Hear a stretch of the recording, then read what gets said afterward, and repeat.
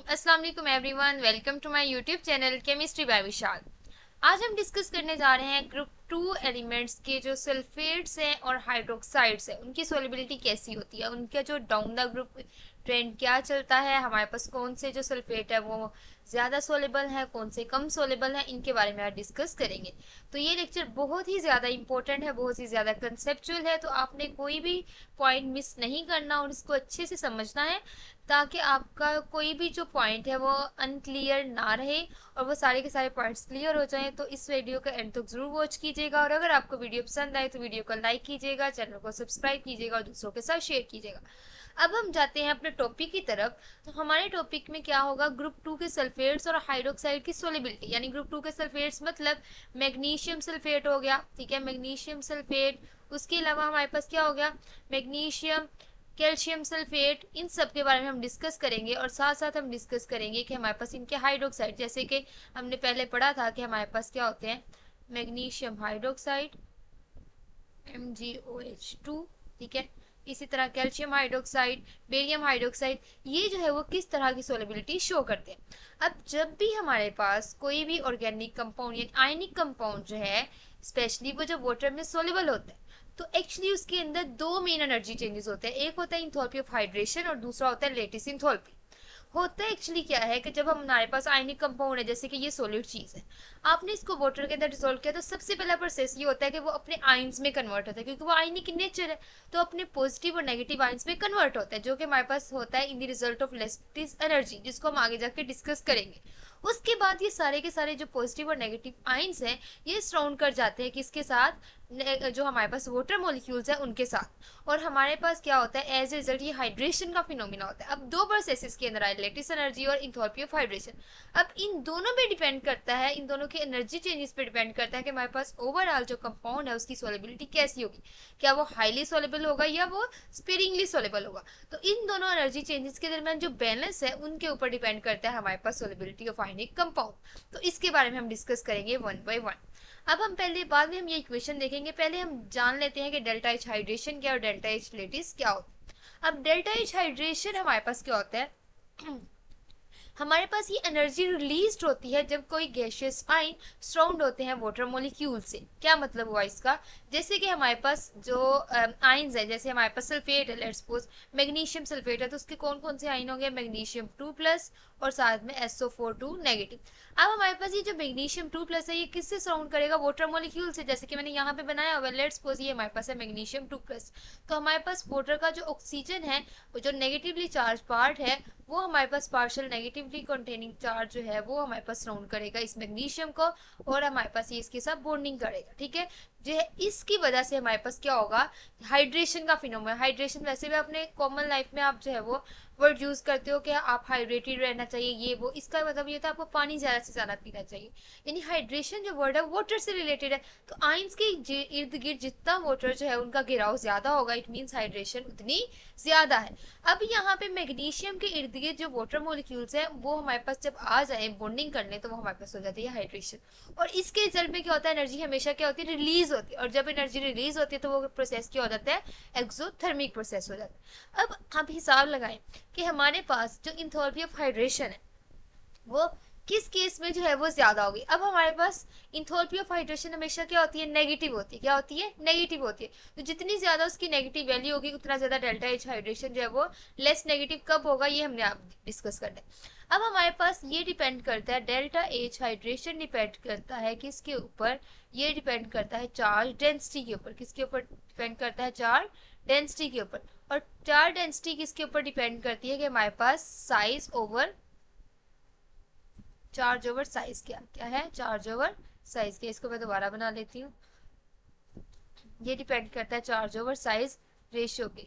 अब ये charge to size ratio से क्या मुराद है, यानी हमारे पास जो है वो, अगर साइज जो है वो डाउन द ग्रुप जो वो इंक्रीज कर रहा है लेकिन चार्ज सेम ही रह रहा है, सब पे क्या +2 +2 +2 +2, इट मीन्स कि जो डाउन द ग्रुप अगर साइज इंक्रीज कर जाए तो चार्ज डेंसिटी क्या हो जाएगी, डिक्रीज हो जाएगी। क्या हो जाएगी, डिक्रीज हो जाएगी। अगर मैं इसको यहाँ बनाना चाहूँ तो चार्ज डेंसिटी, इसको मैं CD लिख लेती हूँ, ठीक है, अपनी और आपकी आसानी के लिए CD, ये चार्ज डेंसिटी है वो किस पे डिपेंड कर रही है, चार्ज ओवर साइज पे, किसके ऊपर, चार्ज ओवर साइज पे।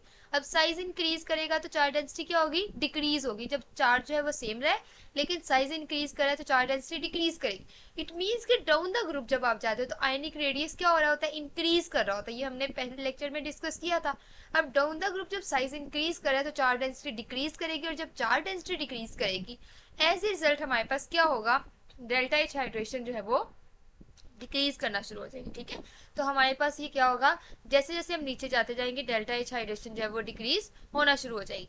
अब हमारे पास ये क्योंकि एक्सोथर्मिक प्रोसेस है तो हमारे पास जो है वो इसके अंदर एनर्जी रिलीज हो रही होती है। और अगर हमारे पास साइज छोटा है, साइज क्या है, छोटा है, तो चार्ज डेंसिटी क्या होगी, वो ज्यादा होगी। और चार्ज डेंसिटी ज्यादा होगी तो डेल्टा एच हाइड्रेशन भी क्या होगी, ज्यादा होगी। और वो क्यों होगी, क्योंकि हमारे पास ज्यादा चार्ज है, ज्यादा मजबूती से हमारे पास वो वाटर मॉलिक्यूल्स को अट्रैक्ट करेंगे। ज्यादा वाटर मॉलिक्यूल्स को जब अट्रैक्ट करेंगे एज ए रिजल्ट हमारे पास हाइड्रेशन की जो इंथैल्पी है वो भी क्या हो जाएगी, ज्यादा हो जाएगी।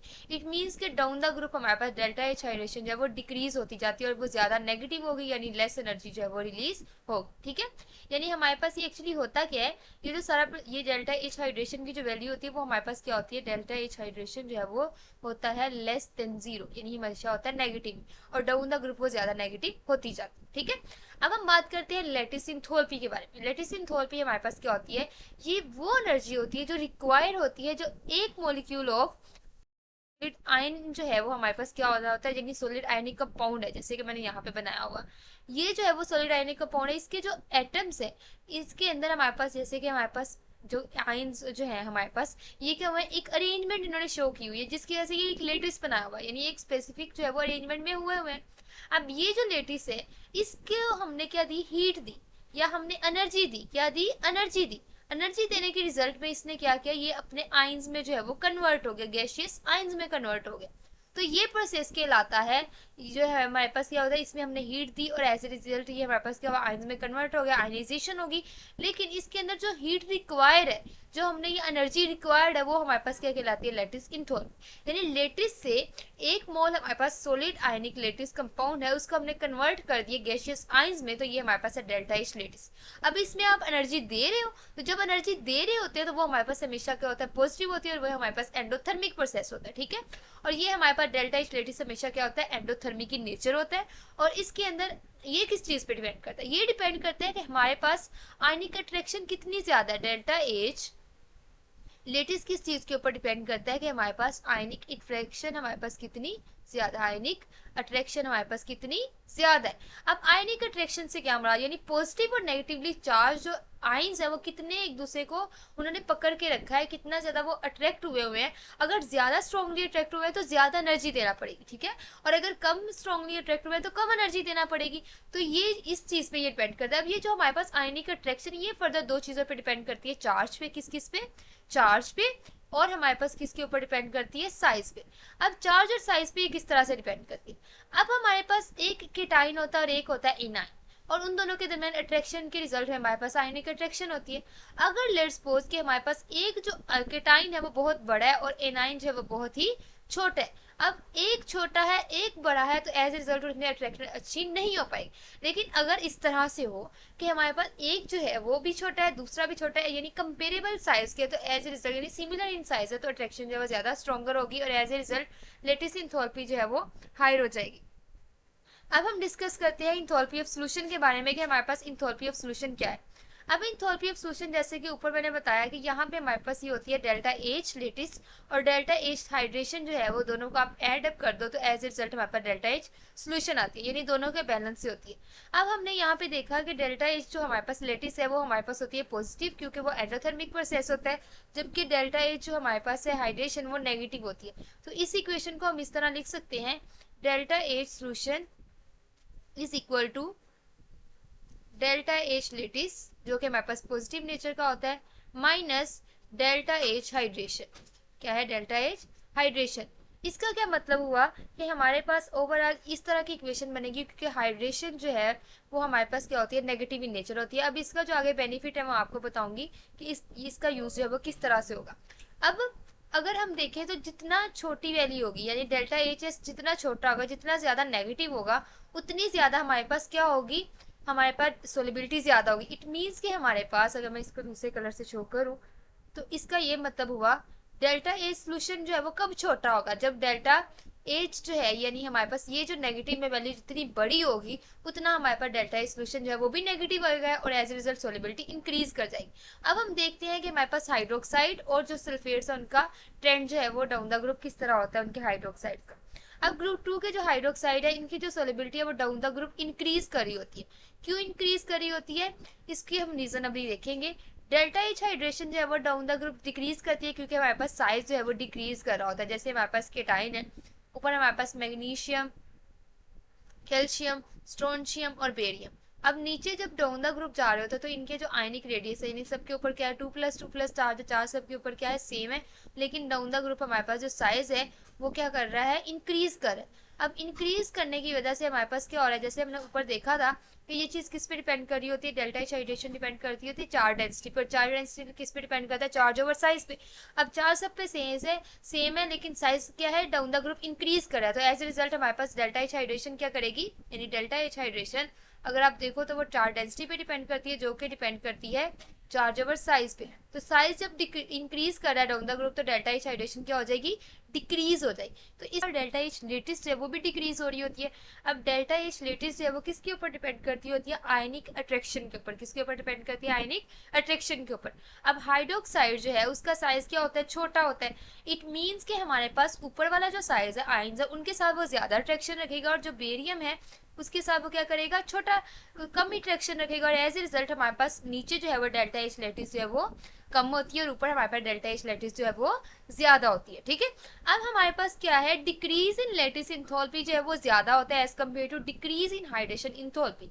यानी हम कह सकते हैं क्योंकि ये दोनों जो है वो नेगेटिव में वैल्यू मतलब दोनों जो आपस में माइनस हो रही है, delta H L minus delta H hydration.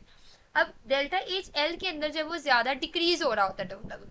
ऐसे रिजल्ट हम कह सकते हैं कि जब ये वैल्यू ज्यादा छोटी होती जाएगी तो छोटी में से बड़ी वैल्यू निकालो तो वो माइनस में आंसर आ रहा होता है। ठीक है, तो सेम उसी तरीके से हमारे पास डेल्टा एच एस की वैल्यू भी क्या आ जाती है, नेगेटिव आ जाती है।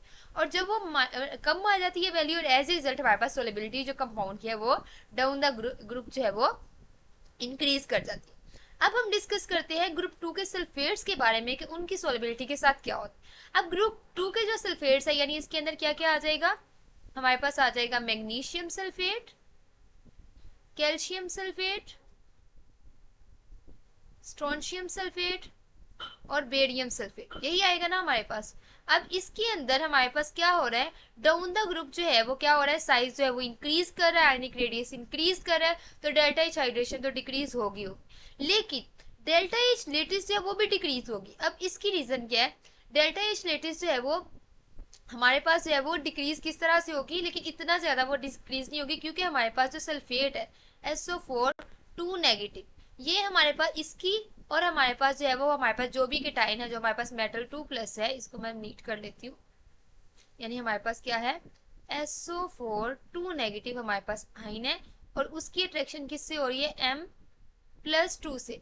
अब सल्फेट का जो साइज है वो बड़ा है। ठीक है, तो एज ए रिजल्ट हमारे पास ये इतना भी बड़ा नहीं है जैसे बेरियम का साइज है, लेकिन उसका कंपेरेटिवली जो हमारे पास हाइड्रोक्साइड से था उससे बड़ा था, तो एज ए रिजल्ट ट्रेंड में इतना चेंज नहीं आ रहा होता। ठीक है, तो इट मीन्स कि हमारे पास क्या होता है, लेटिस इंथाल्पी में इतना ज्यादा फर्क नहीं आ रहा होता क्योंकि सल्फेट का साइज एक तो वो हाइड्रोक्साइड था वो ज्यादा छोटा था तो मैग्नीशियम से उसने ज्यादा अट्रैक्शन कर ली, फिर आहिस्ता आहिस्ता आहिस्ता उसकी अट्रैक्शन कम हुई थी। लेकिन सल्फेट का साइज जो है वो कंपेरेबली जो है वो थोड़ा सा लार्ज होता है, तो उसकी शुरू वाले के साथ भी ठीक होती है और एंड वालों के साथ थोड़ी सी जो है वो कम हो जाती है। ठीक है, और एज ए रिजल्ट हम कह सकते हैं इन दरम्यान वालों के साथ फिर थोड़ी सी बेहतर हो जाती है और एंड पे जो है वो बिल्कुल जो है वो कम होना शुरू हो जाती है। तो डेल्टा एच लेटेस्ट जो वो डिक्रीज तो कर रही होती है लेकिन इतनी ज्यादा सिग्निफिकेंटली डिक्रीज नहीं कर रही होती जैसे कि हाइड्रोक्साइड के केस में था। ठीक है, तो हम कह सकते हैं कि इसमें डेल्टा एच हाइड्रेशन का ज्यादा रोल है।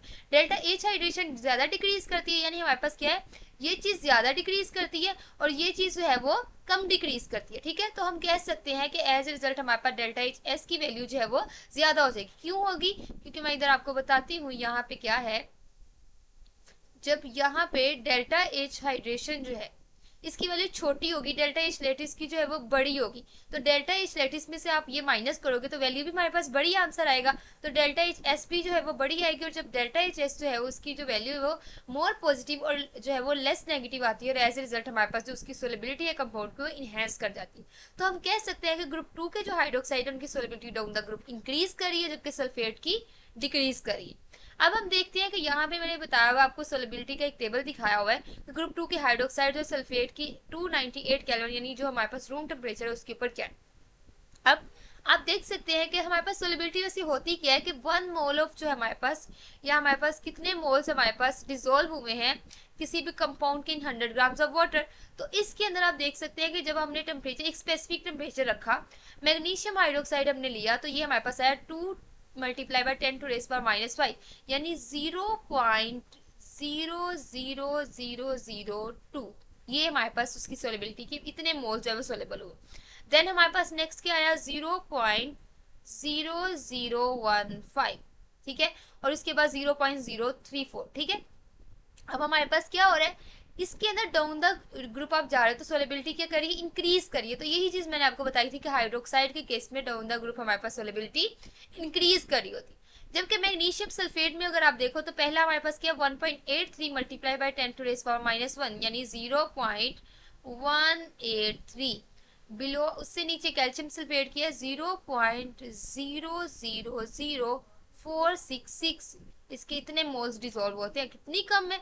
उससे कम वाला -5 में और ज्यादा जीरो आ जाएगी 0.000711, उससे नीचे 0.0000105, यानी हमारे पास डाउन द ग्रुप इसके जो मोल्स है, नंबर ऑफ मोल जो 100 ग्राम वाटर में डिसॉल्व होने हैं वो कम होते जा रहे हैं। एज रिजल्ट उसकी सोलिबिलिटी क्या हो रही है, डिक्रीज हो रही है। ठीक है, तो ये था हमारा आज का लेक्चर जिसके अंदर मैंने magnesium sulphate, calcium sulphate, strontium sulphate, barium sulphate यानी ग्रुप 2 के सल्फेट्स, और magnesium hydroxide, calcium hydroxide, strontium hydroxide और बेरियम हाइड्रोक्साइड यानी ग्रुप 2 के हाइड्रोक्साइड की सोलिबिलिटी के बारे में आपको बताया।